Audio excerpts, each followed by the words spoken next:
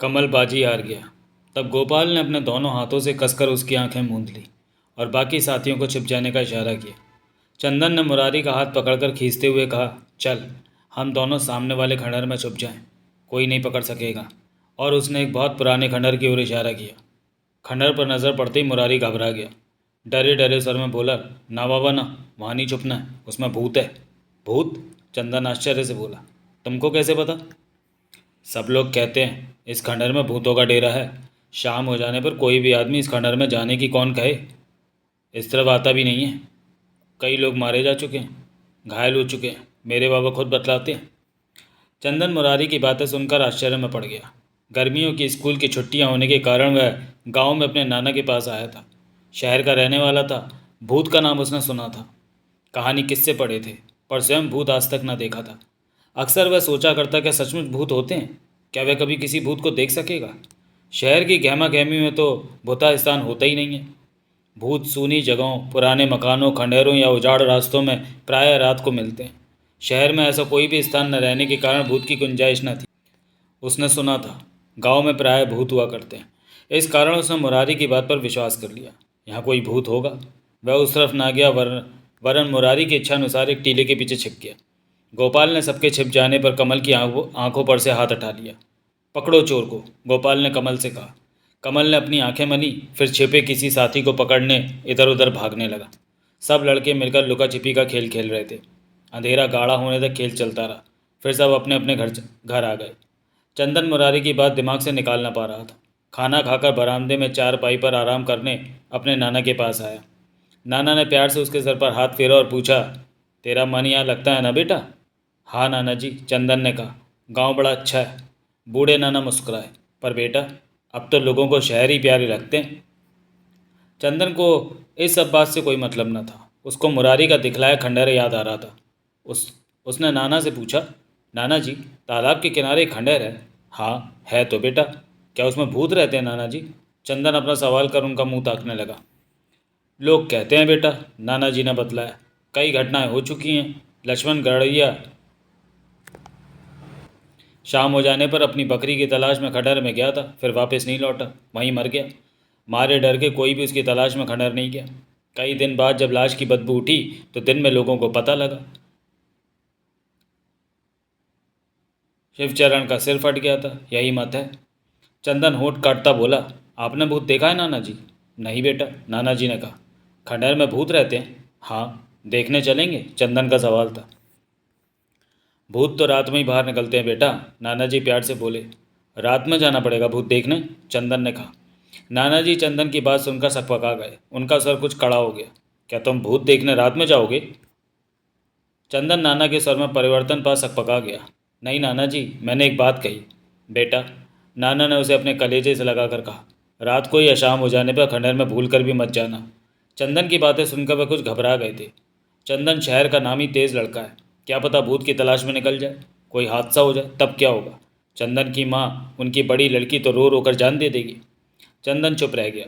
नाना जी ने दोबारा अपनी बात दोहराकर कहा, मत जाना बेटा, समझ गया ना? जी, चंदन ने कहा।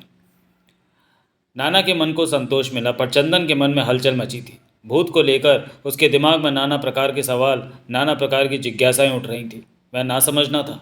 अपनी उम्र के लिहाज से वह कई गुना बुद्धिमान था और हमेशा कक्षा में प्रथम आया करता था। साहसी भी था।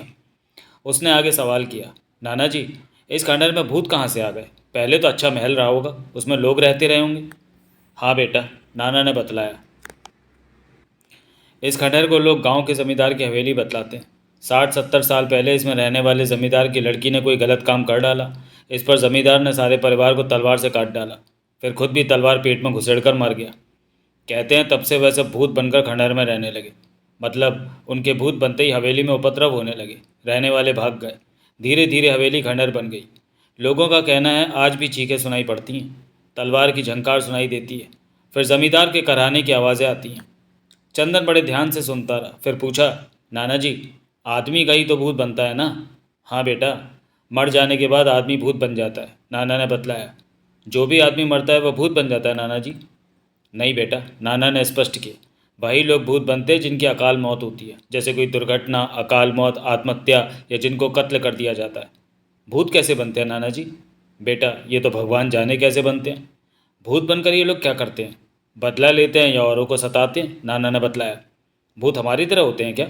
हाँ, पर वह बहुत से रूप धर लेते हैं, गायब भी हो जाते हैं, दिखलाई नहीं पड़ते। बात करते हैं? कर लेते हैं। भूत को कोई मार नहीं सकता? नहीं, वो तो पहले से मरे होते हैं, उनका कोई शरीर नहीं होता। पर तू इतना सब क्यों पूछ रहा है? नाना उसके लगातार के प्रश्नों पर चौंक गए। ऐसे ही पूछा नाना जी। चुपचाप सो जा पगले, नाना ने प्यार से डांटा। चंदन के दिमाग में नाना की बतलाई बातें गूंजने लगीं। आगे उसने भूत के बारे में कोई सवाल नहीं किया, पर वह लगातार सोचता ही रहा और भूतों के ख्यालों में ही सो गया। उसने रात को भूतों का लंबा सपना देखा, भूतों से खूब लड़ाई की। खंडहर में उसको भूत ही भूत दिखलाई पड़े। एक भूत ने जब उसका गला दबा दिया और दम घुटने लगा तो वह सकपका गया। उसकी नींद टूट गई। शायद वह चीख पड़ने वाला था, पर सवेरा अपना घर बगल में लेटे नाना को देखकर चीख स्वयं थम गई। ये तो उसने सपना देखा है, भूतों का सपना। मुस्कुराकर उठ गया। सारा सपना याद आने लगा। भूतों के साथ लड़ाई का सपना देखकर उसे मज़ा आ गया। वह साहसी तो था ही, किसी डर को जानता ना था। अपने घर में घुसा चोर उसने ही पकड़ा था। माता पिता सो रहे थे, वह अलग कमरे में था। आहट सुनकर नींद टूटी। कोई आदमी चलता फिरता नजर आया। समझ गया चोर है। इससे पहले कि वह चोरी कर सके, चुपचाप बढ़ा और उसके पैरों से झपट कर लिपट गया। लगा चिल्लाने, चोर चोर चोर। उसके शोर पर पिता जाग गए। देखा वह उस आदमी के पैरों से जोंक के समान लिपटा है। उन्होंने लपक कर उसे बेकाबू कर दिया। शोर पर पड़ोसी आ गए। चोर की खूब पिटाई कर उसे पुलिस के हवाले कर दिया। वह मशहूर चोर था, पुलिस को उसकी तलाश थी। चंदन ने बहुत बहादुरी की। पुलिस कप्तान ने उसे नकद इनाम देने के साथ साथ प्रशंसा पत्र भी दिया। चंदन निडर था, इस कारण भूतों से लड़ाई का सपना देखकर उसे खुशी हुई। प्रसन्न मन से हाथ मुंह धोने चला गया। रात में देखे गए सपने पर उसे मनी मन हंसी भी आ रही थी। पेड़ के नीचे अकेला बैठा कमल छोटे छोटे कंकड़ फेंक रहा था। अगल बगल फुदकती चिड़ियों को कंकड़ मारने की कोशिश कर रहा था, पर चिड़िया कंकड़ आने से पहले उड़ जाया करती थी। अपने अकेले के इस खेल में वह इतना मगन था कि उसे इस बात का पता ही न चला कब चंदन उसके पास आकर खड़ा हो गया। चंदन ने उसका ध्यान भंग किया। क्या हो रहा है यार, अकेले बैठे हो? कमल ने चंदन की ओर देखा और कंकड़ फेंकना बंद कर दिया। चंदन उसके पास बैठ गया। मुरारी नहीं आया? ना। और गोपाल? अभी तो कोई नहीं आया, कमल ने कहा। आते ही होंगे। चंदन की निगाहें तालाब के उस पार खड़े खंडहर पर गईं तो रात का सपना याद आ गया। होठों पर मुस्कान खेल गई। कमल की ओर देखकर बोला, मालूम है कल मुरारी क्या कह रहा था? कमल उसका मुंह ताकने लगा। सामने वाले खंडहर में भूत रहते हैं, चंदन ने बतलाया। कमल को हंसी आ गई। उसने समझा था कि शायद चंदन से मुरारी ने उसकी शिकायत की होगी। हंसकर बोला, हाँ भूत तो रहते हैं, तुमने देखे हैं? नहीं, सुना है। सुना तो मैंने भी है, पर देखे आज तक नहीं है। चंदन ने दूर खड़े खंडहर की ओर देखते हुए कहा, हाँ कल रात सपना देखा था, भूतों से खूब लड़ाई हुई, खूब। सामने वाले खंडहर में चले जाओ, भूत भी देख लेना और लड़ाई भी कर लेना। इस वक्त जाकर क्या होगा, भूत तो रात में ही निकलते हैं। शायद सो रहे हो, पत्थर मारकर जगा देना। कमल मुस्कुराया। चंदन होठ काटने लगा। कल रात नाना जी से वह एक बात पूछना भूल गया, भूत रात में ही मिलते हैं या जागते हैं? तो दिन में कहाँ रहते हैं और क्या करते हैं? खैर देखा जाएगा। कमल की बात पर उसने कहा, आओ तब चलें, पत्थर मारकर देखें क्या कर रहे हैं भूत लोग। तुम ही जाओ बाबा, वह बोला। अभी अपना मरने का इरादा नहीं है। क्यों, क्या भूत मार डालेंगे? जो भी अभी तक खंडहर में गया वह वापस नहीं लौटा है, सब इस बात को कहते हैं। कमल ने सहमे स्वर में बताया। भीतर नहीं जाएंगे, बाहर से देखेंगे। पास जाने में भी खतरा है, कमल ने कहा। तुम इतना डरते हो? चंदन ने व्यंग से कहा। बाहर से देखने में कौन सी मुसीबत आ जाएगी? मैं नहीं जाऊंगा, वह साफ इनकार कर गया। मुरारी भी ऐसे ही डरता है। भैया तुम बहादुर हो तो तुम ही चले जाओ, कमल बोला। तुम जाने में क्यों डरते हो? मैं तो जा सकता हूँ। तब हो आप, कमल ने बढ़ावा दिया। एक चक्कर मारकर आ जाओ।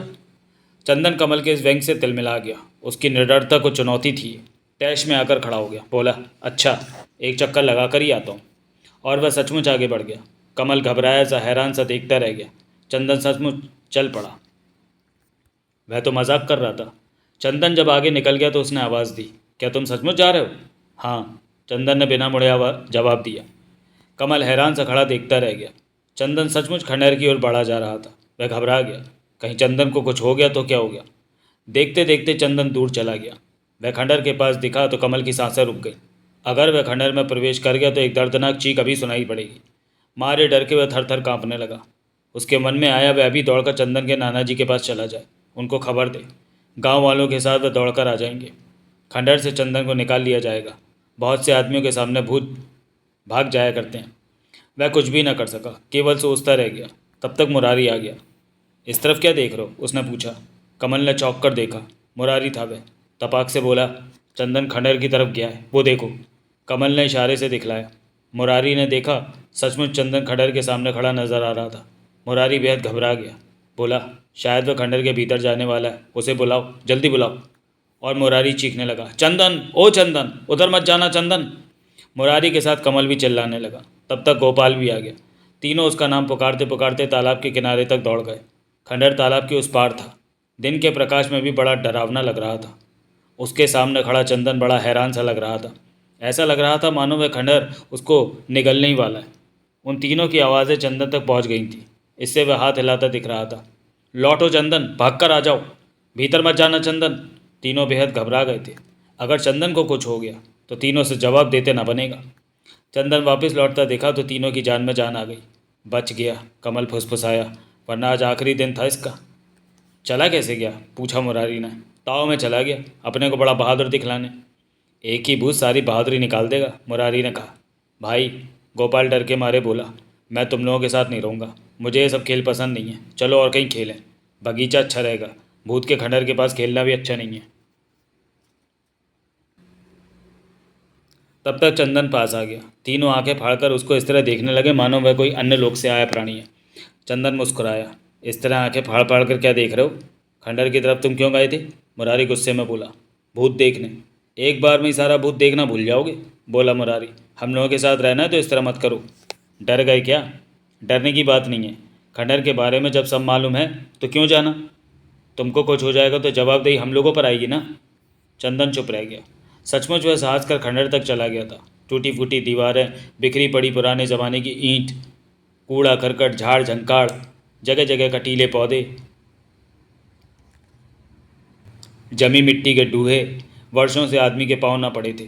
दिन के प्रकाश में सब कुछ स्पष्ट रूप से दिखलाई पड़ रहा था। मैं ध्यान से खंडहर देख रहा था।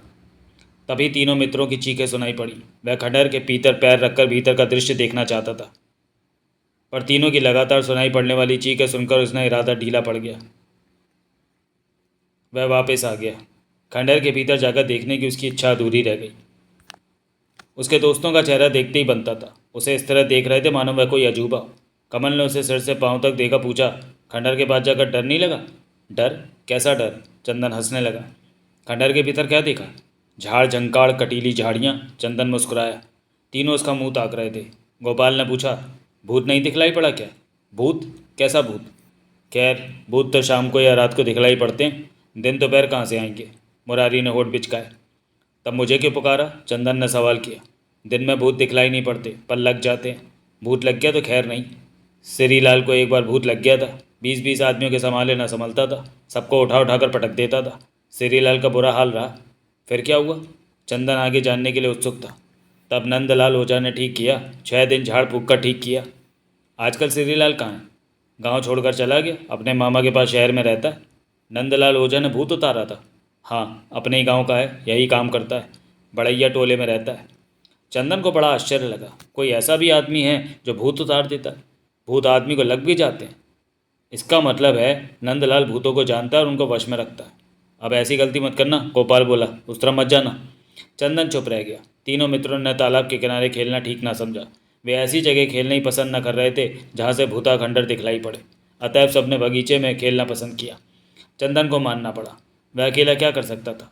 उन सब के साथ वह बगीचे में खेलने के लिए आ गया, पर उसका मन खेल में न था। उसके दिमाग में भूत नाच रहे थे, उनके ही बारे में सोच रहा था। नंदलाल ओझा का नाम दिमाग में चक्कर काट रहा था। वह भूतों को वश में करना जानता है। जब आदमी को लग जाते हो तो उनको उतार दिया करता है। नंदलाल से उसे बहुत कुछ पता लग सकता है। गांव के छोर पर बड़ैया टोला था। इस टोले में बड़ैयों के घर ज़्यादा थे। इस कारण स्थान का नाम ही बड़ैया टोला पड़ गया था। चंदन को किसी से नंदलाल के घर का पता करने के लिए पूछना न पड़ा। एक कच्चे मकान की दीवार पर सिंदूर से नंदलाल लिखा था। वह सीधे उस मकान में चला गया। एकदम काले रंग का हट्टा कट्टा, दाढ़ी बाल बढ़ाए, सिर पर, गले में, बाहों में रुद्राक्ष डाले, लाल लाल आँखों वाला एक अधेड़ सामने ही नजर आया। जहाँ वह बैठा था वहीं पर एक त्रिशूल ज़मीन में धंसा था। त्रिशूल के सिरे पर लाल कपड़ा बंधा था और सारा त्रिशूल सिंदूर मिले तेल के लेप के कारण चमक रहा था।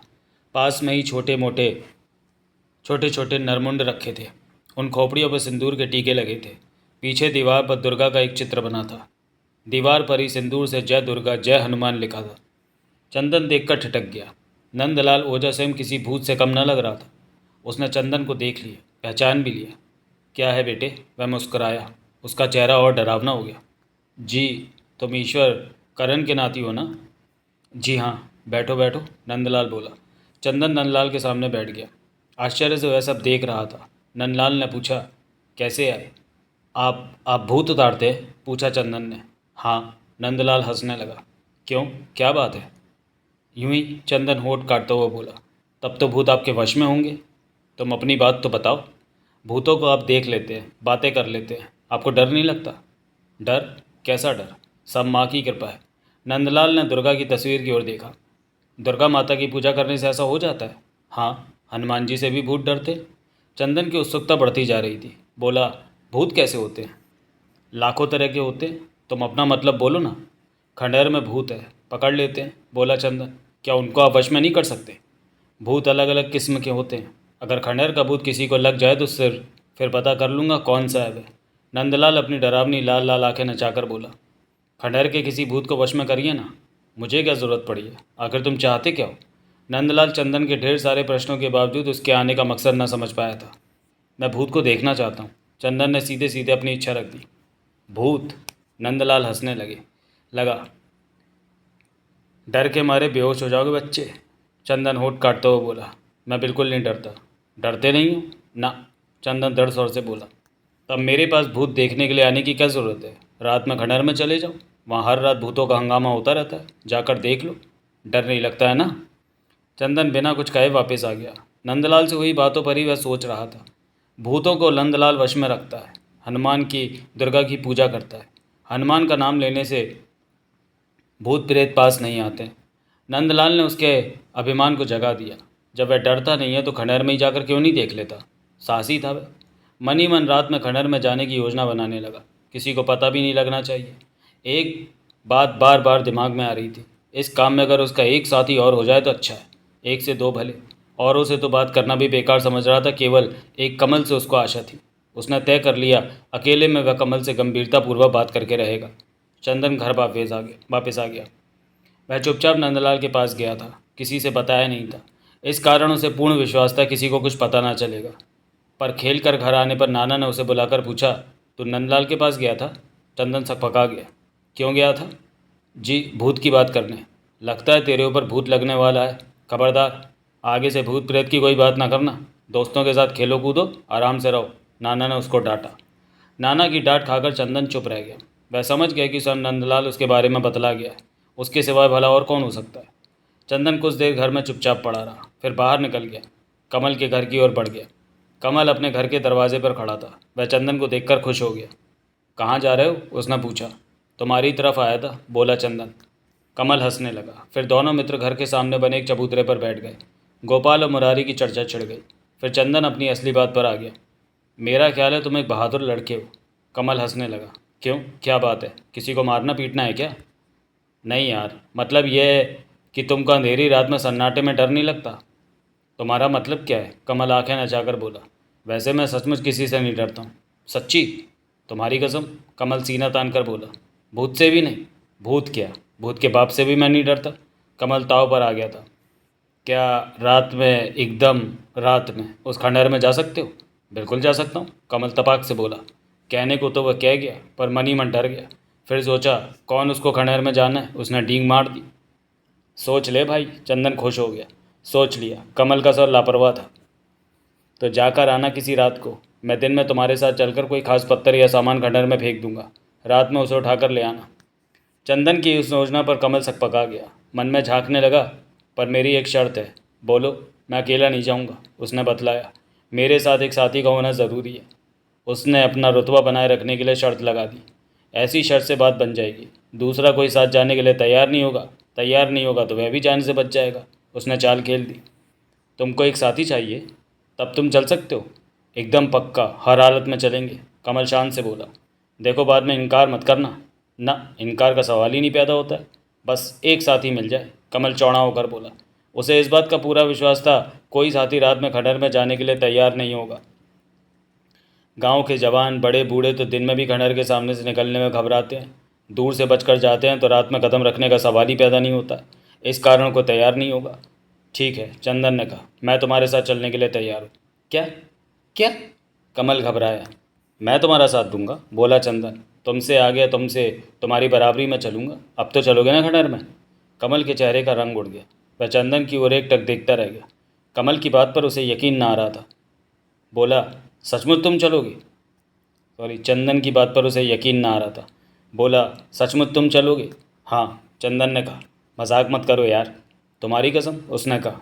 खंडहर में जाने भूत देखने की मेरी बड़ी तमन्ना है। तुम मेरा साथ दो, एक से दो भले होते हैं। अगर साथ न दोगे तो भी मैं अकेला जाऊंगा। अकेले जाओगे? हाँ। चंदन का सर गंभीर था।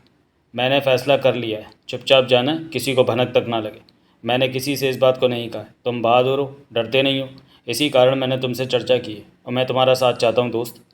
कहते कहते चंदन ने कमल का हाथ अपने हाथ में लेकर मजबूती से पकड़ लिया। कमल होठ काटने लगा। धीरे से बोला, ठीक है, अगर तुम्हारा यही फैसला है तो मैं तुम्हारा साथ ज़रूर दूंगा। शाबाश मेरे दोस्त। और चंदन कमल से लिपट गया। खुशी से उसकी आंखें भर आई। दोनों मित्रों ने तय कर लिया, इस बात की भनक वह किसी को न लगने देंगे। चुपचाप दोनों रात के सन्नाटे में खंडहर में जाने की योजना बनाने लगे। रात का गहरा सन्नाटा छाया था। सारा गांव गहरी नींद में था। चंदन चुपचाप दबे पांव खाट पर से उठा और बिना आहट किए घर से बाहर आ गया। किनारे किनारे दुबकता हुआ वह कमल के घर के पास आया। उसे उम्मीद न थी, पर कमल को घर के बाहर खड़ा देखकर खुश हो गया। एकदम पास जाकर धीरे से बोला, तैयार हो ना? हाँ, बड़ी देर से रास्ता देख रहा था। चंदन झेप कर बोला, नींद लग गई थी। मैं समझ रहा था शायद नहीं आओगे। कमल फुसफुसाया, 2 मिनट और ना आते तो मैं सोने चला गया था। चंदन ने कमल का हाथ पकड़ा और वह तालाब की ओर बढ़ गया। रात के अंधकार में तालाब बड़ा डरावना लग रहा था। तालाब के उस पार अंधकार में डूबा खंडहर पहाड़ के छोटे हिस्से के समान लग रहा था। दोनों उसी ओर बढ़ते जा रहे थे। साहस तो था, पर फिर भी मन दहल रहा था। दोनों की सांसों के अलावा कहीं और कुछ न सुनाई पड़ रहा था। जैसे जैसे दोनों खंडहर के पास आते जा रहे थे, वैसे वैसे उनकी धड़कनें और बढ़ती जा रही थीं। अंधकार के बावजूद खंडहर के पास जाने वाला रास्ता साफ दिख रहा था। ऊबड़ खाबड़ पथरीले रास्ते पर दोनों बढ़ते जा रहे थे। उस अंधकार में वह स्वयं भूत के समान लग रहे थे। एक दूसरे का हाथ पकड़ रखा था, पर भय बराबर बढ़ता जा रहा था। चंदन मनी मन हनुमान जी का भी स्मरण करता जा रहा था। खंडहर के पास आते आते दोनों एक दूसरे से लिपट गए। अचानक भयानक चीखें गूंज गईं, मानो कोई कई लोगों को कत्ल कर रहा हो। चीखों के बाद एक आदमी के कराहने की आवाज़ आई। फिर ऐसा लगा बहुत से लोग एक साथ भाग रहे हैं। बड़ा हंगामा सा हो रहा था। चंदन और कमल की घिग्गी बन गई। पसीना चुचुआ गया। काफ़ी देर तक दोनों के होश गुम रहे। फिर सब शांत हो गया। तब दोनों एक दूसरे से अलग हो गए, पर शरीर थरथरा रहे थे। दोनों एक दूसरे का मुंह ताकने लगे। भूत है सब, कमल फुसफुसाया। हाँ, पर दिखलाई तो कुछ नहीं पड़ रहा, बोला चंदन। वह उस अंधकार में आंखें फाड़ फाड़ कर देखने की कोशिश कर रहा था, पर ना तो आवाज़ों के साथ ना अब कोई दिख रहा था। आवाज़ें थीं पर आहटें ना थीं। चलो भीतर चलकर देखें। चंदन कमल का हाथ पकड़कर खंडहर के भीतर आ गया। एकाएक 2-3 चमगादड़ फड़फड़ाए तो दोनों डर के मारे दुबक गए, पर अगले ही क्षण आंखें फाड़कर देखते रह गए। सामने खंडहर हो गए कमरे में प्रकाश था। उस प्रकाश में 4-5 आदमी बैठे ताश खेल रहे थे। उनके सामने बोतलें थीं और एक को छोड़कर बाकी सब सिगरेटें पी रहे थे। दोनों हैरान रह गए। क्या यही भूत है? क्या भूत एकदम आदमी के समान होते हैं? बीच बीच में वे सब हंसते भी जा रहे थे। मूर्त के समान खड़े होकर वे दोनों उनको ताश खेलता देखते रह गए। तभी जाने कहाँ से एक आदमी और आया। वह कागज़ दे गया। उनमें से एक ताश खेलना बंद कर उस कागज़ को देखने लगा। क्या ये भूत हैं? कमल ने पूछा। भूत तो बिल्कुल नहीं लग रहे, चंदन बहुत धीरे से बोला। भूत रूप बदल लेते हैं, इस समय आदमी के वेश में हैं। कमल ने शंका प्रकट की। ये सब शायद इच्छाधारी होते हैं। दोनों फिर खामोश रह गए। आगे बढ़ने की हिम्मत न हो रही थी। ताश खेलते उन लोगों में उन्हें भूत के कोई लक्षण नजर न आ रहे थे। दोनों खड़े खड़े थक गए। काफ़ी देर बाद वे सब उठकर खंडहर के उस कमरे में और भीतर चले गए।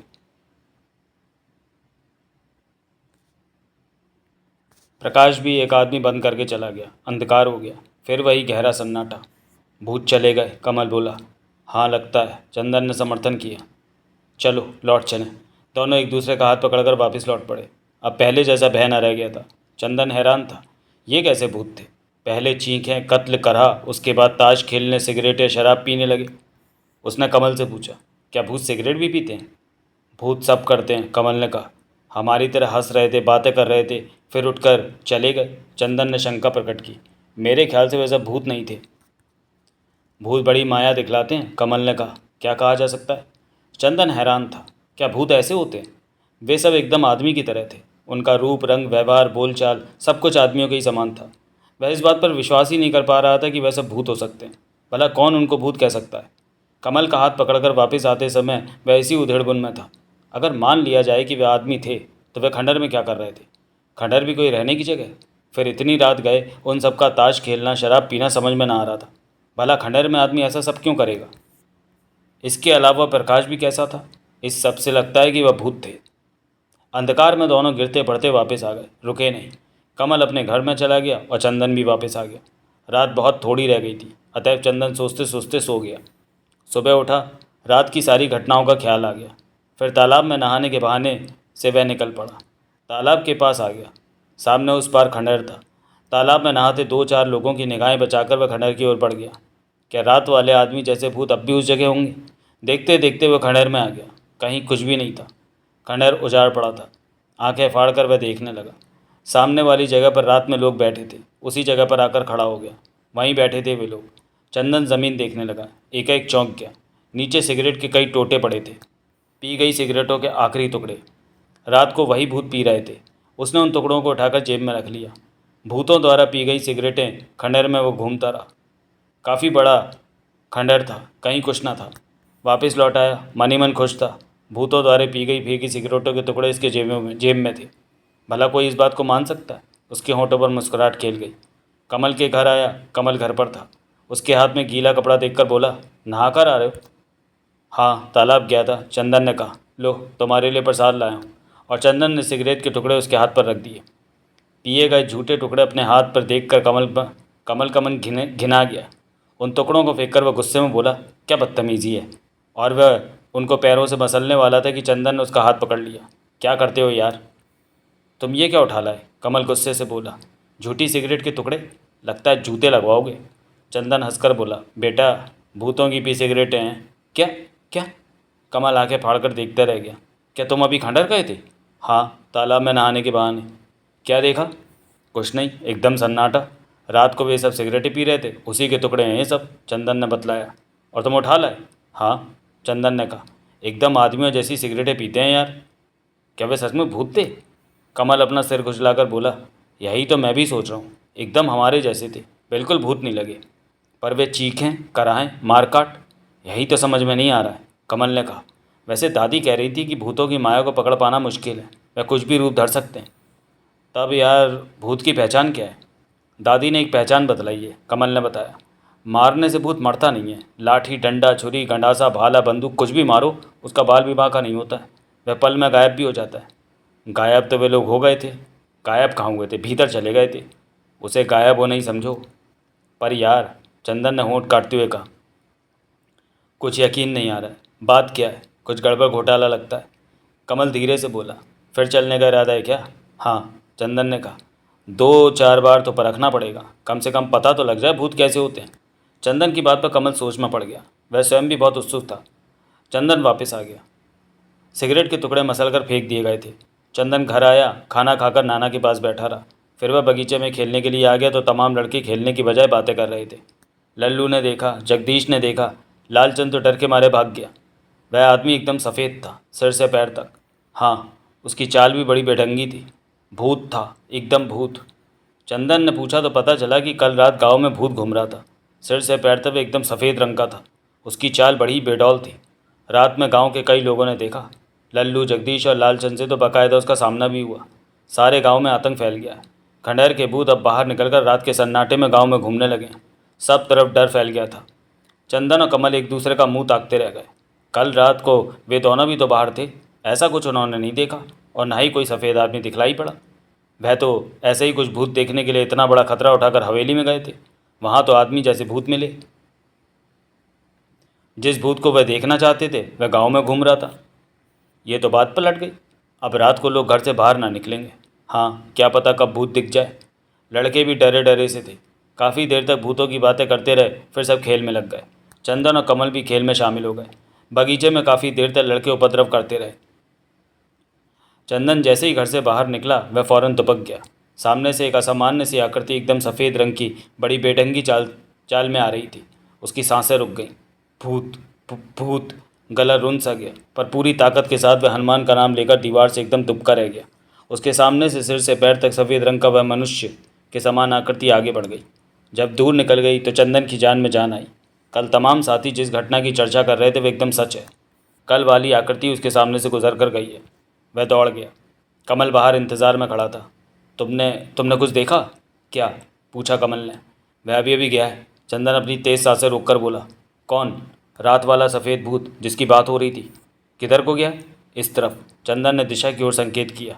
कमल बोला, मैंने तो नहीं देखा। शायद उधर से आए हो, आओ देखें। शायद भूत ही है, सिर से पैर तक सफ़ेद, चाल भी बड़ी वैसी भूती है। क्या होगा? पास चल कर देखें, चंदन ने कहा। और हाँ, कुछ है तुम्हारे पास? क्या? पूछा कमल ने। कुल्हाड़ी, फरसा वगैरह। कमल कांप गया। तुम्हारा मतलब क्या है? मार कर देखेंगे, चंदन बोला। भूत पर तो कुछ भी असर नहीं होता है। कमल होठ काटने लगा। फरसा तो रखा है, उसका बैंड भी काफ़ी लंबा है। निकाल ला, चंदन ने राय दी। कमल चुपके से घर में घुस गया। आत्मरक्षा करने के लिए परिवार में कुल्हाड़ी, भाले, फरसे थे। एक तेज़ धारदार फरसा था। उसका बैंड काफ़ी लंबा था। उससे दूर खड़े आदमी के सिर को फाड़ा जा सकता था और वार करके सरलता से भागा भी जा सकता था। वह बिना आहट किए उस फरसे को लेकर आ गया। चंदन ने उसके हाथ से फरसा ले लिया। फिर कमल का हाथ पकड़कर बोला, आ चलें। कमल साथ हो गया। फरसा वह ले आया था, पर अपनी बेवकूफ़ी पर अब घबरा भी गया था। चंदन ने वार कर दिया और भूत कुछ कर बैठा तो क्या होगा? जान से हाथ धोना पड़ेगा, पागल होकर मरना पड़ेगा। भूत लग गया तो? वह अब खुद घबरा गया था। उसने अपनी बहादुरी पर पश्चाताप करना शुरू कर दिया। चंदन रुक गया। देख, वह जा रहा है, वह फुसफुसाकर बोला। कमल ने देखा, सचमुच कुछ दूरी पर एक सफ़ेद आकृति विचित्र ढंग से जा रही थी। देखने में तो मनुष्य के समान लग रही थी, पर बड़ा आड़ा टेढ़ा। चाल छोटे बच्चे के समान थी, मानो कोई बच्चा ठुमक ठुमक कर चलना सीख रहा है। वह बहुत धीमी गति से जा रहा था। दोनों एकटक देखते रह गए। भूत है ना? लगता तो है, कमल फुसफुसाया। आजमा कर देख लें, चंदन ने कहा। कमल ने उसका हाथ पकड़ लिया, लगभग गिड़गड़ा कर बोला, भगवान के लिए उस पर वार मत करना। बिगड़ गया तो जान से हाथ धोना पड़ेगा। हम दोनों पागल होकर मरेंगे। फिक्र मत कर यार, चंदन ने कहा। एक बार करके 9 2 11। और उसने लंबे बेंट वाला फरसा संभाल लिया। जैसे ही मैं वार करूं, एकदम भागने के लिए तैयार। कमल थरथरा गया। अब भगवान ही मालिक है। मन ही मन उसने ईश्वर का स्मरण किया। चंदन फरसा संभाल आगे बढ़ गया। काफ़ी दूरी पर उसने पोजीशन ली। अत्यंत तेज़ धार वाला फरसा एकदम से हवा में लहराया और खटाक की ज़ोरदार आवाज़ आई। इस आवाज़ के साथ ही दोनों सिर पर पैर रखकर भाग खड़े हुए। कुछ खड़खड़ाहट सी सुनाई पड़ी, पर इसके बाद सब शांत हो गया। दोनों प्राण छोड़कर भागे थे। कमल का फरसा कमल के हाथ में देकर चंदन बोला, जा घर जा, मैं भी घर भाग जाता हूँ। और चंदन भी अपने घर भाग गया। वह बेतरह हाँफ रहा था, जैसे उसने वार करते समय हनुमान जी का स्मरण कर लिया था। पर डर रहा था कि फल उसको भोगना पड़ सॉरी कि उसने भूत पर वार किया। अब इस प्रकार हमला करने का फल उसको भोगना पड़ेगा। वह बहुत डर रहा था, पर उसने अपना मन खड़ा कर लिया था। बिस्तर पर पड़ा हाँफ रहा था। उसके वार का क्या असर हुआ? कुछ भी नहीं। आदमी होता तो सिर फट गया होता और चीख कर गिर पड़ा होता, पर उसकी खोपड़ी पर वार करने से तो केवल एक जोरदार खटाक की आवाज़ मात्र निकल कर रह गई। चंदन हैरान था। वास्तव में भूत ही था वह। उसने कम से कम भूत तो देख लिया, न केवल भूत देखा वरन उस पर वार भी कर दिया। चंदन को इस पर घमंड था, पर डर भी रहा था कि इसका अंजाम बुरा ना हो जाए। इसका कारण वह बार बार हनुमान जी का स्मरण भी कर रहा था। चिंता में पड़ गया था। करवटें बदलते बदलते बहुत रात गए, उसे नींद आई। सुबह देर से उठा तो नाना जी ने झिड़की दी, अबे तू इतनी देर तक सोया रहा? चंदन खामोश रह गया। मन ही मन हनुमान जी का स्मरण कर रहा था। शायद इसी स्मरण करने के कारण ही भूत उस पर नहीं आ सका है। उसे कमल का ख्याल आया। कमल की भी हालत ठीक ही होगी। उसने नीम की दातुन कुएं में डाली और दांत रगड़ता हुआ कमल के घर की ओर गया। कमल भी दातुन कर रहा था। उसे भी सलामत देखकर चंदन खुश हो गया। दोनों मुंह धोने तालाब की ओर बढ़ गए। तुमने कबाड़ा कर दिया, कमल ने कहा। क्या हो गया? भूत या दानव, भगवान जाने यार। फरसे की धार कुंद हो गई है, कमल ने कहा। धार बनवानी पड़ेगी। क्या कह? चंदन चौंक गया। हाँ यार, कमल ने बतलाया। फरसा बस बोल गया। ऐसा लगता है मानो लोहे पर पत्थर दे मारा है। ईश्वर जाने में कौन चीज़ थी। मैं रात ठीक से सो भी नहीं सका। खैर, नींद नहीं आई ये बात अलग है, पर हम लोगों का कुछ नुकसान नहीं हुआ है, बोला चंदन। मैंने हनुमान जी का नाम लेकर फरसा मारा था। तू भी हनुमान जी का स्मरण कर लिया कर। कमल खिलखिलाकर हंस पड़ा। बेटे, आजकल मैं पूरा हनुमान चालीसा का पाठ करता हूँ। चंदन खुश हो गया। दोनों तालाब पर आ गए। चंदन समझ ना पा रहा था कि वास्तविकता क्या है। फरसे की धार का कुंद पड़ जाना भी कम आश्चर्यजनक ना था। खंडेर में तो भूत एकदम आदमियों की तरह मिले, पर गांव में रात को सन्नाटे में घूमने वाला ये भूत तो कुछ और ही किस्म का है। उसकी बनावट, उसका रंग, उसकी चाल, सब कुछ अलग हटकर है। उस पर वार करके भी देख लिया, उसका कुछ भी नहीं बिगड़ा। चंदन कोई निर्णय नहीं कर पा रहा था। कमल का भी यही हाल था। वह चंदन की बात से सहमत था। दोनों तालाब से वापस आ गए। मुरारी और गोपाल मिले। दोनों को देखकर वे रुक गए। अरे, तुमने कुछ सुना क्या? चंदन ने पूछा। मुरारी बोला, बढ़ैया टोला में एक लड़के को भूत लग गया है। संपत मास्टर का लड़का है, वे खूब चिल्ला रहा है। कल रात उसने भूत देखा था। नंदलाल झाड़ फूक कर रहा है। कमल और चंदन एक दूसरे का मुंह ताकने लगे। उन दोनों ने फरसा मारा, कुछ ना हुआ, पर केवल देखने वाला भूत का शिकार बन गया। ये तो विचित्र बात है। इसका मतलब यह है कि रात भूत बढ़ैया टोला से निकला है। दोनों बढ़ैया टोला लपक गए। संपत मास्टर के घर के सामने काफ़ी लोग थे। एक लड़के की लगातार ज़ोर ज़ोर से चीखने की आवाज़ें आ रही थीं। संपत मास्टर बाहर उदास बैठे थे, बतला रहे थे। रात को लड़का लघु शंका करने बाहर निकला था तो भूत सामने खड़ा था। उसे देखकर चीख मारकर वह बेहोश हो गया है। जब से होश में आया है, बराबर चीखें मार रहा है। चंदन और कमल भीतर घर के आंगन में आ गए। देखा, लड़का चीख रहा था और उछल कूद कर रहा था। नंदलाल ओझा विकराल रूप बनाए लाल लाल आंखें निकालकर मंत्र पढ़ रहा था। वह उस भूत से लड़के को छुटकारा दिलाने की कोशिश कर रहा था। नंदलाल बीच बीच में पानी के छींटे मारकर चिल्ला रहा था, बोल, जाएगा या नहीं, बोल। लड़का लगातार चीखें मार रहा था। चंदन और कमल हैरानी से देखने लगे। डर के कारण उस लड़के की यह हालत हो गई है। डर और वहम प्राय आदमी को पागल सा बना देते हैं। रात को एकाएक उस चलती फिरती सफ़ेद शक्ल को देखकर लड़के का घबरा जाना स्वाभाविक है। नंदलाल उछल उछल कर अपनी ओझागिरी दिखाता रहा था। उसका व्यवहार बड़ा अजीब सा था। लड़के की हालत पर तरस खाकर दोनों वापस आ गए। दोपहर को बगीचे में खेलने वाले लड़कों की संख्या कम हो गई। गांव के लोगों में आतंक सा फैल गया और सब अपने बच्चों के लिए चिंतित हो उठे थे। दोपहर में भूत जल्दी लगता है, इस कारण बच्चों को निकलने से मना कर दिया गया था। मुरारी और गोपाल कुछ देर बाद चले गए। कमल और चंदन एक पेड़ के नीचे बैठ गए। चलो, हम लोग बच गए, कमल बोला। संपत मास्टर के लड़के को देखो क्या हाल हो गया। जो डरते हैं उनका यही हाल होता है। बहादुर से भूत भी डरते हैं। अगर किसी दिन आमने सामने पाला पड़ गया ना, कमल ने कहा, तो सारी बहादुरी निकल जाएगी। तब देखा जाएगा, चंदन बोला। पर तालमेल नहीं बैठ रहा है। ये कैसे भूत है? भूत लाखों किस्म के होते हैं, कमल ने कहा। अभी तो देखा है, इनसे बातें भी करनी है। यार, तू जान लेकर रहेगा। कमल उठकर खड़ा हो गया। अब मैं तेरा साथ देने वाला नहीं हूँ। बस डर गए? डरने का सवाल नहीं है। एक बार भूत देख लिया, उस पर हमला भी कर दिया, अब क्या बाकी रह गया? अब बात करोगे, कल को कहोगे भूतों के साथ खेलेंगे। अरे, मरकर हम भी भूत बन जाएंगे। बुरा क्या है, इस दुनिया में हर बात समझनी चाहिए। तुम्हारा इरादा क्या है? आज रात को खंडहर में चलना है, चंदन बोला। कल तो हम गए ही नहीं। बस जान गंवा कर रहेगा, अपने साथ साथ मेरी भी जान। चलकर देखें आज क्या हो रहा है। कमल दांतों से होठ काटता रह गया। खंडहर में बार बार जाना उसे अच्छा न लग रहा था। चंदन की जिद के आगे वह विवश था। इसके अलावा सच्चाई ये थी कि उसके मन को भी शांति न थी। वह भी पूरी बात जानना चाहता था। इस बात को अच्छी तरह से समझ लेना चाहता था, आखिर भूत क्या होते हैं। कम से कम भूतों का सिगरेट पीना उसे आश्चर्यजनक लग रहा था। एकदम आदमियों की तरह सिगरेट पी रहे थे। ये बात उसके गले न उतर रही थी। पेड़ के नीचे काफ़ी देर तक गप्पे मारने के बाद दोनों वापस अपने अपने घर आ गए। रात हो गई तो दोनों अपने अपने घरों में बिस्तर पर चले गए।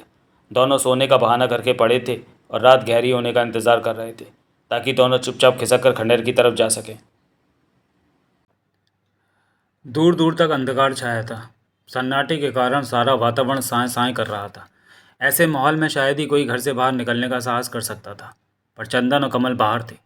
दोनों चुपचाप तालाब के किनारे किनारे खंडहर की ओर बढ़ रहे थे। दोनों की सांसें तेज़ होती जाने के साथ साथ धड़कनें भी बढ़ती जा रही थीं। एक दूसरे का हाथ पकड़े वे चलते जा रहे थे। रास्ता उबड़ खाबड़ था। सावधानी के साथ बढ़ रहे थे। खंडहर के पास जाते ही दोनों को सहम से गए।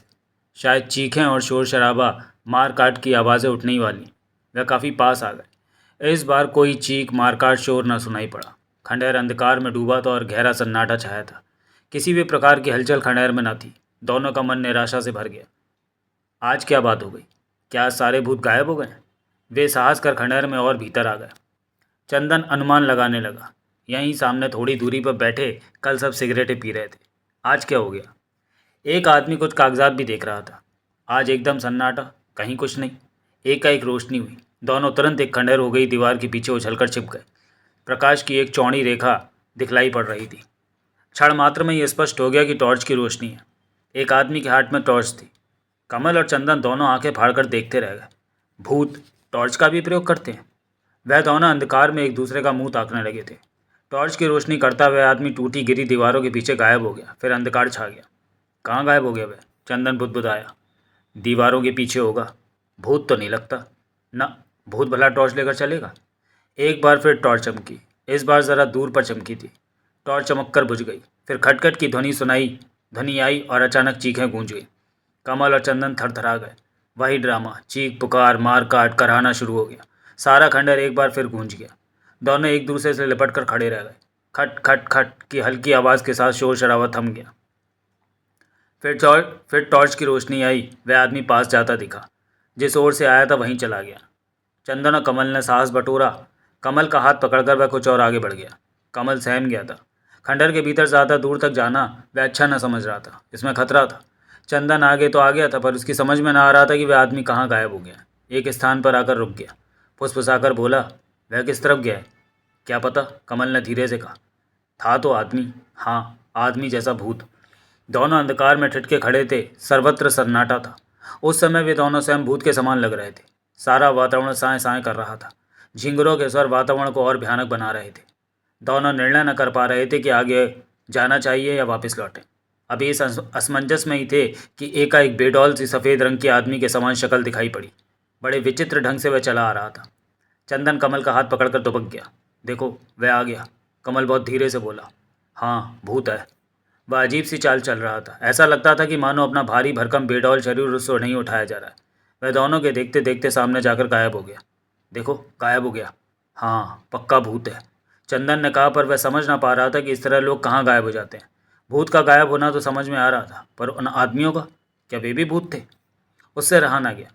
कमल का हाथ पकड़कर आगे उसी स्थान पर आ गया जहाँ वे आदमी और वह भूत गायब हो गए थे। वह आगे बढ़ने ही वाला था कि कमल ने उसका हाथ पकड़कर खींच लिया। सावधान, गड्ढा है। चंदन संभल गया। वास्तव में वहाँ एक बड़ा सा गड्ढा था। अंधकार के बावजूद उसका हल्का सा आभास बराबर मिल रहा था। उसने आंखें गड़ाकर देखा। गड्ढा तो था ही, पर वह नीचे जाने का रास्ता भी मालूम पड़ रहा था। वह एक तहखाना था। सीढ़ियाँ गौर से देखने पर साफ दिख रही थीं। दोनों ने इस बात को पकड़ लिया। ये तो तहखाना है। हाँ, कमल बोला, लोग इसी में जाकर गायब हो जाते हैं। अब बात समझ में आई। तभी तहखाने से दो आदमी ऊपर आते दिखे। वे बातें करते आ रहे थे। उनको देखते ही दोनों भला की तेजी से हटे और दुबक गए। जहाँ वे दुबके थे, ठीक उसी जगह के पास से वे आगे बढ़ गए। एक उनकी बातें चंदन चकरा गया। हाँ, किसी ने वार किया था, बड़ी तेजी से भाग गया। वार किया था? हाँ, मेरा ख्याल है कि शायद दो लड़के थे। लड़के? इतनी हिम्मत कहाँ से आ गई? दूसरा बोला। जो भी हो, खतरा है, पता करना इसका, दूसरा कह रहा था। अच्छा, देखूंगा। वैसे मेरा विचार है कि गांव में आतंक पैदा कर दो, अपने आप सब ठीक हो जाएगा। करना पड़ेगा। और वे दोनों दूर चले गए। दोनों का ये वार्तालाप सुनकर चंदन और कमल को मानो काट मार गया। स्पष्ट रूप से उन दोनों की ही बात थी। वह इशारा उनकी ओर था। जब दोनों चले गए तो चंदन और कमल तहखाने के पास से हट गए। इतना तो समझ में आ गया कि तहखाने में और लोग हैं। इस समय तहखाने में जाना या पास खड़े रहना खतरे से खाली नहीं है। दोनों खंडहर के बाहर आ गए। कहीं कोई प्रकाश या आहट नहीं थी। कुछ और रुककर दोनों वापस लौट पड़े। दोनों का दिमाग तेजी के साथ घूम रहा था। केवल उस सफ़ेद आकृति के अलावा और कोई भूत नजर न आया था। दोनों घर के पास आ गए, फिर अपने अपने घर चले गए। चंदन गहरी सोच में पड़ गया। सुबह उठा, अपने दैनिक कार्य में व्यस्त हो गया। नाना जी के पास कुछ लोग आए थे। सब घबराए से लग रहे थे। चंदन जब लौटकर आया तो सबको बड़ा परेशान सा पाया।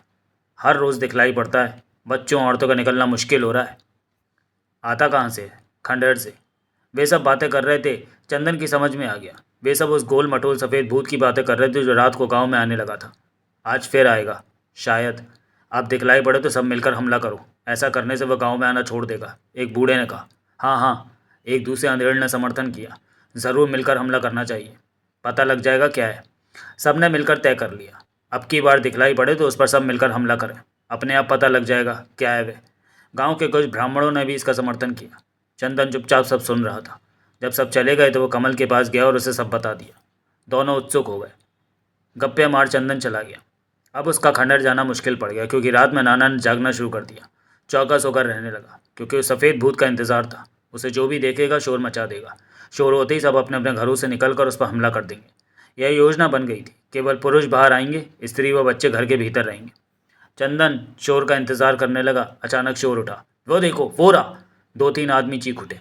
उनका चीखना था कि तमाम लोग उस पर टूट पड़े। फरसा, कुल्हाड़ी, लाठी, बल्लम से हमला होने लगा। गांव के जमींदार ने तो काफ़ी पास से उस पर बंदूक तक दी। इसके बावजूद उस गोल मटोल बेडौल सफ़ेद आकार का बाल भी बांका न हुआ। वह उसी प्रकार लोगों पर हमला करने लगा, उन्हें घायल करने लगा। उसका चौड़ा पंजा खूनी मालूम पड़ रहा था। उस खूनी पंजे के आगे कोई न टिक पा रहा था। लोग हैरान रह गए। आखिर वह है क्या? भूत है या दानव? बहुत गुल गपाड़ा रहा। सब थक गए, कुछ तो डर के मारे भाग गए। क्या पता क्या बला है। वह बेडौल आकार आगे बढ़ गया, कोई उसको रोक न सका। उसका मजबूत हाथ कईयों के चेहरों पर पड़ गया था। वे घायल हो गए थे। इस आक्रमण का उल्टा फल देखकर सब घबरा गए थे। सारा गांव आतंक में डूब गया था। चंदन एकदम अलग था। इस हमले में शामिल होकर वह नाना जी से अपनी शामत नहीं बुलाना चाहता था। कमल ने भी ऐसे ही किया था। दोनों जब समय मिले तो अपना अपना भेद बतलाया। रात को घर से निकलने पर देख लिए जाने का डर था, अतः दोपहर को दोनों खंडहर में आ गए। उजाड़, सन्नाटा, कूड़ा करकट, झाड़ झंकाड़। चंदन उसी जगह आ गया जहाँ तहखाना था, मगर अब वहाँ तहखाना था ही नहीं। वह कमल का मुंह ताकने लगा। तहखाना तो यहीं था ना यार? हाँ, इसी जगह हम खड़े थे। वे आदमी वहाँ से निकले थे, बोला कमल। वहाँ तहखाने का नामो निशान ना था। दोनों परेशान से हो गए। आखिर तहखाना कहाँ गायब हो गया? आसपास देखा, कहीं कुछ ना था। ईंटें, पत्थर, कूड़ा करकट बिखरा पड़ा था। तहखाना होने के चिन्ह तक न थे। तहखाना खोजने में दोनों ने पूरा पूरा खंडर छान मारा, पर कहीं उसका निशान तक न मिला। दोनों आश्चर्य में पड़ गए। खूब अच्छी तरह से देख लिया था, परंतु कुछ समझ में न आ रहा था। चंदन और कमल यत्र तत्र दो चार ईंटें भी हटाकर देख रहे थे। चंदन ने एक स्थान पर ऐसे ही किया तो वहाँ तहखाने का चिन्ह न मिला, वरन बिजली के तार का एक टुकड़ा और एक टूटा छोटा सा स्विच नजर आया। चंदन उठाकर देखने लगा। क्या है? कमल भी पास आकर देखने लगा। चंदन ने दोनों चीज़ें उसके हाथ पर रख दी। कमल मुस्कुराया। ये तो एकदम नए हैं। हाँ, आखिर यहाँ कैसे आए? कोई फेंक गया होगा। कमल हंसने लगा। खंडहर के पास से निकलने में लोग डरते हैं, चंदन ने कहा। कोई यहाँ डाल जाएगा। वाह यार वाह। चंदन की बात पर कमल झेप सा गया, बोला, एकदम नए और ताज़े मालूम पड़ते हैं। भूत ही फेंक गए होंगे। हाँ, स्विच तो ख़राब मालूम पड़ता और ये तार बचा हुआ टुकड़ा है, फालतू समझकर फेंक दिया गया। इसका मतलब है कि हमारे भूत भाई बिजली का काम भी करते हैं। कमल हंसने लगा। उसकी इस हंसी में चंदन ने भी साथ दिया। दोनों की सम्मिलित हंसी से खंडहर का वह भाग गूंज गया। दोनों चुपचाप वापस आ गए। शाम को मिलने की बात कर एक दूसरे से अलग हो गए। चंदन अपने घर आया तो नाना ने पुकारा। चंदन पास जाकर खड़ा हो गया तो नाना बोले, बेटा तुम अपनी माँ के पास चले जाओ, देखो इस गांव में क्या हो रहा है। तुम्हारा यहाँ रहना खतरे से खाली नहीं है। चंदन ने अनजान की तरह कहा, क्या हो गया नाना जी? यहाँ खतरा हो गया है। कल को तुमको कुछ हो जाए तो हम क्या जवाब देंगे? नाना ने कहा। चंदन साहस कर बोला, मुझे कुछ नहीं होगा नाना जी, आप बेफिक्र रहिए। ना बेटा, यहाँ बड़ा खतरा है, तुम्हारा रहना ठीक नहीं है। नाना ने अपना फैसला सुना दिया। चंदन उदास पड़ गया। उसके रुकने का कोई रास्ता ना था। शाम को उसको भेजने का सारा प्रबंध हो गया था। वह बहुत बेचैन हो गया। वह कर ही क्या सकता था। घबरा कर कमल के पास आया, उसको सब बतलाया। शायद मेरा भी यही हाल हो। तब क्या होगा? चंदन चिंतित स्वर में बोला। होगा क्या? किया किराया सब खेल, राम नाम सत्य है। कमल बोला, वैसे मेरे जाने की उम्मीद कम है। मेरे जाने के बाद क्या तुम काम जारी रखोगे? शायद किसी तिकड़म से मैं वापस आ जाऊं। चंदन ने कहा। कमल हंसने लगा। मैं अकेला खंडर में जाकर मरूंगा क्या? ना बाबा ना। और उसने कानों को हाथ लगाया। चंदन ने कहा, खैर जो कुछ बन पड़े सो लिखना। हाँ, पत्र तुमको बराबर दूंगा और यहाँ का हालचाल लिखता रहूँगा। कमल बोला, ये काम अगर मैं यहाँ रह गया तो ज़रूर होगा, और हाँ, अगर मुझे भी हटाया गया तो भी खबर पत्र लिख कर दे दूंगा। चंदन मुस्कुरा उठा। फिर चंदन भारी मन से कमल के पास से वापस आ गया। शाम को नाना ने उसे रवाना कर दिया। बहुत भारी मन से चंदन अपने माता पिता के पास वापस आ गया। गांव का सारा हाल चाल बतला दिया गया। चंदन के माता पिता को भला क्या आपत्ति हो सकती थी। अगले दिन सुबह चाय पीते हुए चंदन ने अपने पिता से पूछा, डैडी भूत होते हैं क्या? चंदन के पिता मुस्कुराए। तू गांव की बात कर रहा है? नाना जी ने इसी डर से भगा दिया है ना। बेटे क्या कहा जाए, भूत है भी और नहीं भी, उसके पिता ने कहा। उनकी पहचान क्या है? क्या बताऊं क्या पहचान है? वह बोले, भूतों के बारे में हज़ारों बातें हैं। अच्छा डैडी, क्या भूत सिगरेट पीते हैं? उसने पूछा। चंदन के पिता को हंसी आ गई। बोले, ऐसे सवाल क्यों कर रहा है? एक आदमी ने उनको सिगरेट पीते देखा है। हो सकता है। और डैडी, क्या भूत बिजली के तार और स्विच काम में लाते हैं? चंदन ने पूछा। अरे तू ये सब क्यों पूछ रहा है? हाँ डैडी, चंदन तपाक से बोला। एक आदमी ने एक तार का टुकड़ा और स्विच लाकर मुझे दिया है, कह रहा था भूतों के रहने की जगह पर मिले हैं। चंदन ने तार का टुकड़ा और स्विच अपने पिता के सामने रख दिए। उनको देखकर वे बेतरह चौंक गए। कुछ घबराकर और कुछ आश्चर्य से चंदन से पूछा, तुमको कहाँ मिले? एक आदमी दे गया था, बताया ना, भूतों की जगह से उठा कर लाया था। चंदन के पिता खास किस्म का बना वह खराब हो गया स्विच और तार का छोटा सा टुकड़ा आश्चर्य के साथ ध्यानपूर्वक देखने लगे। उन्होंने चंदन की ओर देखकर पूछा, ये तुमको किसने दिया? डैडी, गांव के पास एक बड़ा पुराना खंडहर है। लोगों का कहना है कि वहाँ भूत रहते हैं। एक आदमी वहाँ गया था, उसको खंडहर में ये सब पड़ा मिला था, इनको उठा लाया। कौन है वह आदमी? चंदन के पिता का गंभीर स्वर था। चंदन कुछ घबरा सा गया, बोला, गांव गांव का ही एक आदमी है। पिता चुप रह गए। वह बार बार उस स्विच को और तार को देख रहे थे। शायद उनको अपनी आंखों पर विश्वास न हो रहा था। बार बार देखकर तसल्ली कर लेना चाहते थे। चंदन के पिता एक इलेक्ट्रॉनिक कंपनी में चीफ इंजीनियर के रूप में काम करते थे। ये कंपनी सरकार के नियंत्रण में काम करती थी। चंदन का दिया सामान ड्यूटी पर जाते समय पिता अपने साथ ले गए।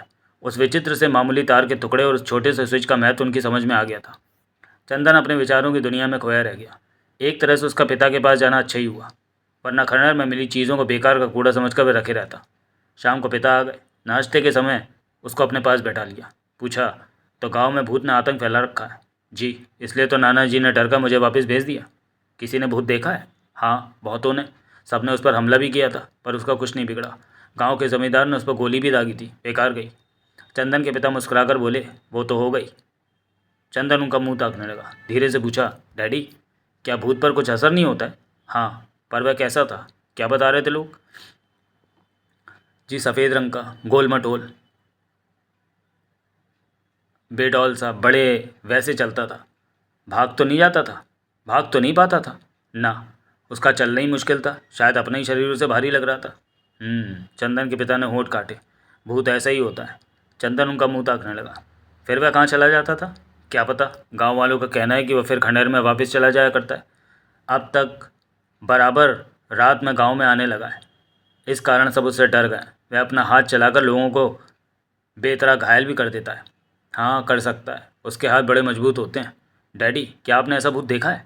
हाँ, ऐसे भूत को पकड़ना भी पड़ता है, वह बोले। चंदन चौंक गया। क्या आप इस गांव वाले भूत को पकड़ सकते हैं? कोशिश करूंगा, वह मुस्कुराए। फिर उनका चेहरा गंभीर हो गया। देखते देखते वह किसी गहरे विचार में खो गए। चंदन के पिता ने जब गांव चलने की तैयारी की तो चंदन को बड़ा अचरज लगा। साथ वह केवल चंदन को ले जा रहे थे। इस बात से चंदन खुश हो गया। इतनी जल्दी उसको गांव वापस जाने को मिल जाएगा, इसकी आशा न थी। कमल से वह मिलेगा और फिर खंडहर में जाना होगा। इस बात को वह समझ ना पा रहा था कि उसके पिता किस लिए गांव चल रहे हैं। उनका कहना था, शहर से जी घबरा गया, एक आध सप्ताह गांव में रहकर मन शांत कर लें, बहुत साल से नहीं गए हैं। चंदन के लिए तो मुंह मांगा वरदान था। अकेला वह जा भी नहीं सकता था, नाना जी फ़ौरन उल्टे पैर वापस कर देंगे। अब तो वह अपने डैडी के साथ जा रहा है, इस कारण वह कुछ बोल भी नहीं सकते। गाँव चलने की तैयारी पूरी हो गई। पिता उसको अपने साथ लेकर चल पड़े। माँ ने साथ चलना चाहा, पर डैडी ने रोक दिया। शायद उनसे कोई ऐसी बात कह दी थी जो वह ना जान पाया था और न सुन पाया था। इस कारण वो फ़ौरन मान गई। वह पिता के साथ गांव आया। नाना जी घबरा गए। आगे बढ़कर उनका स्वागत किया। अरे कुंवर जी, आप? जी, एक आध हफ्ता छुट्टी मनाने आऊँ, सोचा गाँव ही हो लूँ। ये तो आपने अच्छा किया, ये आपका ही घर है। फिर चंदन की ओर देखकर बोले, इस शैतान को क्यों ले आए? ये तो अभी होकर गया। बस आ गया। चंदन के पिता मुस्कुराए। इसको आप ना लाते तो अच्छा था। गांव का हाल मैंने आपको लिखा था ना, नाना जी बोले। चंदन के पिता हंसने लगे। क्यों, क्या बात है? अभी भी वही हो रहा है? हाँ जी, कभी कम कभी ज़्यादा, कुछ ठिकाना नहीं कब होने लगे। नाना जी के स्वर में घबराहट थी। सारा गांव परेशान है। मैं भी कुछ समय के लिए बाहर जाने का इरादा कर रहा हूँ। कौन मुसीबत मोल ले। हमारे यहाँ चलिए। यही तो सोच रहा था। ठीक है, आपको साथ लेता चलूँगा। चंदन भीतर चला गया। उसके पिता तब नाना जी से सारा हाल चाल खुलकर पूछने लगे। नाना जी ने शुरू से अंत तक सब बतला दिया। वह ध्यानपूर्वक सुनते रहे। सब समझकर बोले, अब आए तो दिखलाना। ज़रूर दिखलाऊंगा, पर चंदन का ख्याल रखना पड़ेगा। उसकी आप फिक्र न करें। वह सब पूछताछ कर निश्चिंत हो गए। उधर कमल से मिलने चंदन चला गया। कमल हैरान रह गया। तुम आ गए? क्या भाग कर आए हो? ना, डैडी के साथ आया हूँ, चंदन बोला। तुम्हारे डैडी आए हैं? हाँ। चंदन खुश था। फिर उसने पूछा, क्या तुम खंडहर गए थे? ना, अकेला कैसे जाता?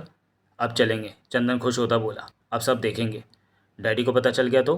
वह नाराज़ नहीं होंगे, चंदन ने कहा। फिर वह कमल के साथ बैठकर सब बतलाने लगा। अपनी करतूतों को छिपाकर बाकी सब उसने डैडी को बतला दिया है और उनको तार तथा स्विच भी दे दिया है। कमल खुश हो गया। शायद तुम्हारे डैडी खुद सब देखने आए हैं। लगता तो यही है, चंदन ने कहा। पर वह बतला नहीं रहे हैं। कमल होठ काटता हुआ बोला, तुमने ये अच्छा किया। शायद तुम्हारे डैडी हम लोगों के साथ हो जाएं। चंदन इस संभावना से इनकार न कर सका। वैसे उसने अपने डैडी से खुलकर सब नहीं बतलाया था। अपनी सारी करामातें छिपाकर दूसरे के मत्थे डाल दी थी। कमल से मिलकर चंदन वापस आ गया। शाम हो गई थी। उसके डैडी ने कहा, चंदन बेटे, आओ घूमने चलें। चंदन खुश हो गया। पिता के साथ चल पड़ा वह। उनके साथ वह तालाब की ओर बढ़ गया। तालाब के उस पार पड़ा खंडहर देखकर उसके डैडी ने पूछा, क्या वही खंडहर है? हाँ, वही है। आदमी वहाँ जाते हैं? बिल्कुल भी नहीं। दिन में भी आदमी कदम नहीं रखते। बहुत डर लगता है। जो लोग उसमें गए उनका बुरा हाल हुआ है। चंदन के पिता उस खंडहर की ओर देखते रह गए। फिर कुछ देर बाद बोले, इस खंडहर को देखना चाहिए। चंदन का चेहरा चमक गया। हाँ, पर डर के मारे कोई नहीं जाता। अच्छा, अब तो शाम हो गई है, कल मैं जाऊँगा, वह बोले। चंदन कुछ देर तक अपने होंठ काटता रहा, फिर धीरे से बोला, क्या मैं भी आपके साथ चल सकता हूँ डैडी? चंदन की बात सुनकर वह एकदम चौंके। उसकी ओर देखकर बोले, तुम वहाँ जाकर क्या करोगे? चंदन को एक झटका सा लगा। उसने बड़ा अपमान सा महसूस किया। आखिर उसने सच कह देने का निर्णय किया। बोला, डैडी एक बात कहूँ? कुछ विचार में डूबे हुए चौंक गए। बोलो। आप नाराज़ तो ना होंगे? नाराज़ क्यों होऊंगा, तुम बात तो कहो। चंदन ने साहस बटोरा। बोला, मैं खंडहर में गया था। वह बेतरा चौंक गए। कब गया था? कई बार गया हूँ। मैं अपने एक दोस्त के साथ जाता था। बहुत रात में भी हम लोग गए। क्या? क्या रात में भी? हाँ जी। चंदन बोला, आप ही का तो कहना है कि आदमी को डरना नहीं चाहिए। मैं डरा नहीं, मेरा दोस्त भी मेरे साथ देता रहा। चंदन के पिता हैरानी से उसकी ओर देखने लगे। तब चंदन ने एक एक करके सारी बातें, सब कुछ सच सच बतला दिया। वे आश्चर्य से सुनते देखते रह गए। उनको इस बात की बिल्कुल आशा ना थी कि उनका लड़का इतना निडर है, खोजी हो सकता है। सब सुनकर बोले, तब तो तुम मेरे साथ चलना। और मेरा दोस्त? हाँ हाँ, वह भी चलेगा। चंदन के पिता मान गए। चंदन ने तो एक प्रकार से उनका हौसला ही बढ़ा दिया था। लड़का होनहार निकलेगा। वह चंदन से एक एक बात बारीकी से पूछने लगे। चंदन ने भी सारा कुछ खूब सावधानी के साथ बतला दिया, ताकि उसके पिता को कुछ मदद मिल सके। वह अब पूरा विश्वास कर गया कि इसी काम के लिए डैडी आए हैं। उनका सहयोग पाकर उसे विश्वास हो गया कि भूतों का सारा भेद अब खुल जाएगा। पिता पुत्र दोनों ने मिलकर निश्चय कर लिया कि वो दोनों नाना जी के सामने कोई बात न करेंगे। डैडी को सब कुछ बतलाकर चंदन का मन हल्का हो गया, साथ ही उसे खुशी भी हुई। फिर वह लपक कर कमल को बुला लाया। कमल की तारीफ कर चंदन के डैडी ने उससे भी पूछताछ की। कमल चंदन की तरह उनके साथ के लिए तैयार हो गया। चंदन के डैडी ने निर्णय किया, वह चुपचाप सब तमाशा देखेंगे। उन दोनों को ही आगे बढ़कर सारा काम करना है, ताकि किसी को शक ना हो। बात तय हो गई। फिलहाल खंडहर में जाना स्थगित कर दिया गया। रात में सफ़ेद भूत का इंतजार था। 2 रात की इंतजारी के बाद वह गाँव में देखा गया। नाना जी ने चुपचाप चंदन के पिता को बता दिया। वह उसे देखने लपक गए। दूर से उसे देखा तो उनके होठों पर मुस्कान खेल गई। उनका अनुमान सही निकला। उसकी बनावट देखकर ही सारा खेल समझ में आ गया। वह सफ़ेद भूत खंडहर की ओर बढ़ गया। उन्होंने चंदन के नाना को कुछ न बतलाया, चुपचाप सो गए। सुबह चंदन के साथ तालाब पर गए। चंदन से कमल को लाने को कहा। चंदन लपक गया, कमल को लेकर आ गया। पिता ने दोनों को पास बैठाया। कल मैंने भूत देखा है। हाँ पता है, चंदन बोला। फिर वह तपाक से पूछ बैठा, आप इस भूत पर काबू पा सकते हैं? इसे पकड़ लेंगे डैडी? नहीं, तुम लोग पकड़ोगे, वह बोला। कैसे डैडी? अब की बार वे आए तो उस पर हमला मत करना, उसका रास्ता मत रोकना, उसकी एक चुटिया खोल देना, भूत ठंडा पड़ जाएगा। चुटिया? चंदन आश्चर्य से बोला। हाँ, चुटिया ही समझो, उन्होंने कहा। मैं तुमको चुटिया बनाकर बतलाता हूँ। क्या खोलना है इसे समझ लो, फिर इसके बाद अपने आप वह भूत आदमी की शक्ल में बदल जाएगा। और उन्होंने कागज़ पर एक नक्शा बनाया। देखते देखते एकदम उस भूत की आकृति बना दी। फिर बोले, ध्यान से देखो, कौन सी चुटिया खोलनी है, गलती मत करना। दोनों ने ध्यान से देखा। फिर उन्होंने पूछा, समझ लिया? जी, दोनों एक साथ बोले। अच्छा, देखता हूँ। और वह कागज़ फाड़ कर फेंक दिया।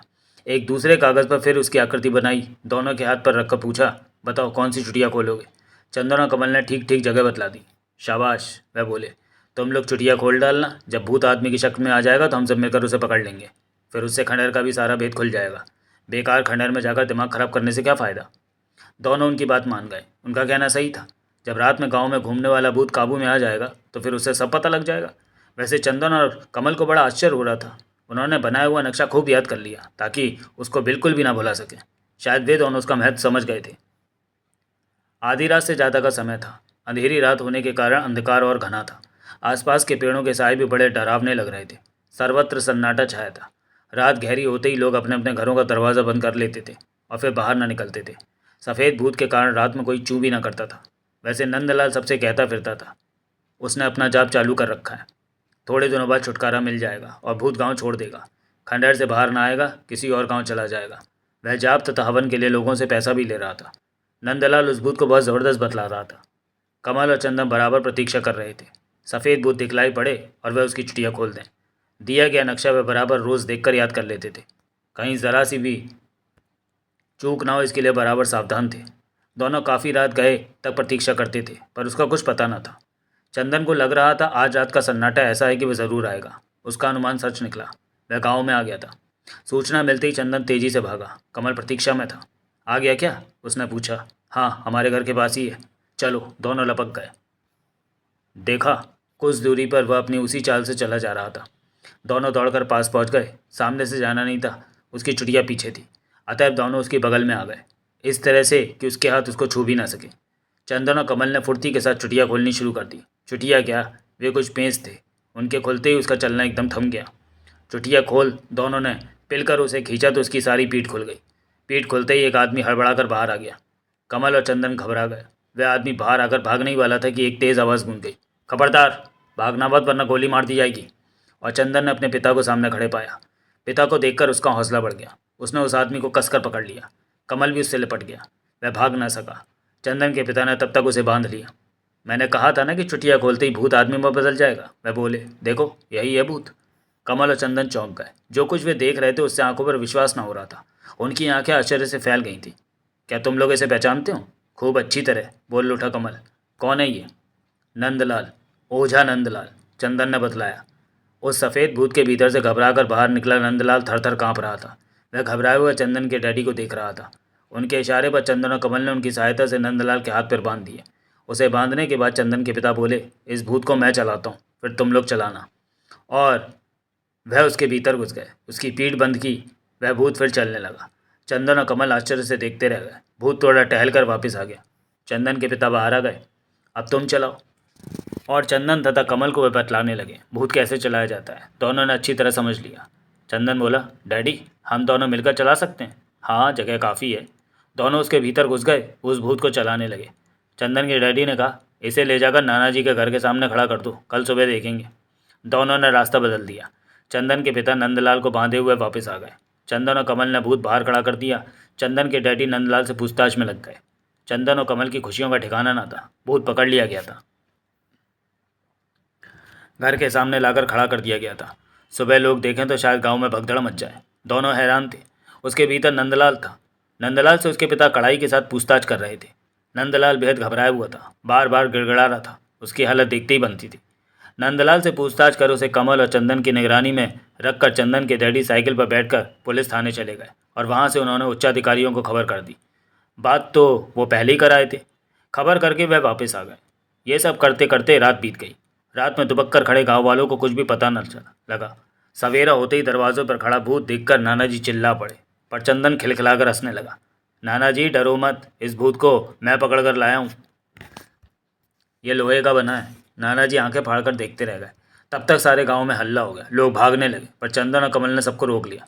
चिल्ला कर कहा, डरने की ज़रूरत नहीं है, यह भूत लोहे का है, लोहे का आदमी बनाया गया है। तब कहीं जाकर सबकी जान में जान आई। उसे देखने के लिए सारा गांव टूट पड़ा। तब सबके सामने चंदन और कमल उसमें घुस गए। उसे चलाकर दिखलाया तो सब हैरान रह गए।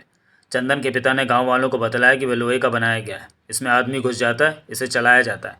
जिस तरह कठपुतली को चलाया जाता है वैसे ये भी चलता है। इसमें बैठा आदमी सब देखता रहता है, उस पर किसी चीज़ का असर नहीं होता है। मन चाहे ढंग से इसे चलाया लुढ़काया जा सकता है। अपने वज़न के कारण इसकी चाल धीमी होती है। आदमी नुमा टैंक है ये। गांव वालों को डराने के लिए ये सब किया जा रहा था। क्यों डराया जा रहा था इसका पता थोड़ी देर में लग जाएगा। इसको चलाने वाला पकड़ लिया गया। कौन है वह? गांव वालों ने चिल्लाकर पूछा। नंदलाल ओझा। नंदलाल का नाम सुनकर सब चकित रह गए। नंदलाल चलाता था? हाँ, वह तो भूत उतारता था। उसका भूत हमने उतार दिया है, चंदन के पिता ने कहा। भूतों के नाम पर वह फ़ायदा उठा रहा था, सब ढोंग कर रहा था। गांव वाले नंदलाल पर गुस्से में आ गए, पर चंदन के पिता ने उसे सामने पेश न किया। गांव वाले हैरान रह गए। उन्हें किस प्रकार डराकर बेवकूफ़ बनाया जा रहा था। खंडहर में रहने वाले भूत भी पकड़ में आ जाएंगे। कुछ देर बाद बड़ी संख्या में पुलिस और उच्चाधिकारी आ गए। सारा गांव आश्चर्य से देख रहा था। फिर सब लोग खंडहर की ओर गए। नंदलाल को पकड़कर साथ ले जाया गया था। उसका चेहरा एकदम सफ़ेद पड़ गया था। देखते देखते खंडहर चारों ओर से घेरे में कर लिया गया। तहखाना कहाँ है पता? नंदलाल ने एक स्थान पर इशारा कर दिया। उस स्थान को देखकर इस बात की कल्पना भी न की जा सकती थी कि वहाँ पर तहखाना हो सकता है। कुछ दूरी पर लगे एक बटन को दबाते ही लिफ्ट के दरवाजे की तरह ज़मीन का मुंह खुल गया। सब धड़धड़ाकर तहखाने में चले गए। चंदन और कमल भी साथ थे। नीचे तहखाना काफ़ी बड़ा था। कमल ने सामने छोटी सी मशीन रखी देखी। एक बड़ा सा बटन लगा था। कमल ने बटन दबा दिया। उसके दबाते ही भयानक चीखें, मारकाट और कराहों की आवाज़ें गूंज गई। सबके सब चौंक गए। कमल और चंदन मुस्कुरा उठे। ये थी वह मशीन जिससे यह नाटक किया जाता था। लोगों के भीतर जाते ही घबराकर 3 आदमी सामने आ गए। पुलिस ने उन पर काबू पा लिया। फिर तलाशी ली गई। इस तलाशी में ढेर सारे कागज़ और काफ़ी रुपया, सिगरेटें, खाने पीने का सामान, शराब की बोतलें बरामद हुई। तहखाने में ही एक तरफ जनरेटर लगा था। एक स्थान पर कलपुर्जे और बड़ी बड़ी बैटरियाँ थीं। बैटरियां लौह मानव को चलाने के काम में लाई जाती थी। उनमें प्रयोग होने वाला खास किस्म का तार तथा स्विच पड़े थे। वैसे ही तार का एक टुकड़ा और एक खराब स्विच चंदन के हाथ लग जाने के कारण उसके पिता चौंक गए थे। उनका दिमाग भनभना गया था। लो रोबोट यानी लौह मानव की ट्रेनिंग उन्होंने अमेरिका में ली थी, आदमी वाले और बिना आदमी वाले दोनों की। बिना आदमी का लौह मानव बहुत कीमती बनता था तथा उस पर नियंत्रण बतार के तार द्वारा ही संभव था। गांव जैसी जगह में नहीं चलाया जा सकता था, पर आदमी के द्वारा भीतर बैठकर चलाया जाने वाला लौह मानव सख्त था। सारे कागजात जब्त कर लिए गए और उन तीनों को गिरफ्तार कर लिया गया। गांव वालों के सामने उनको पेश किया गया। खंडहर के भूत आदमी की शक्ल में बदल गए थे। साथ ही खंडहर वाली मशीन को कमल ने चलाकर सुनाया था। सब हैरान रह गए। सारे रहस्य खुल गए। पकड़े गए आदमियों से उच्चाधिकारियों ने कड़ाई से पूछताछ शुरू कर दी। वास्तव में एक विदेशी दुश्मन के लिए देश की सारी महत्वपूर्ण सूचनाएं देने का काम किया जा रहा था और खंडहर को इसका केंद्र बनाया गया था। महत्वपूर्ण कागजात वहां लाकर उनका अध्ययन होता और फिर सूचनाएं कागजात लाने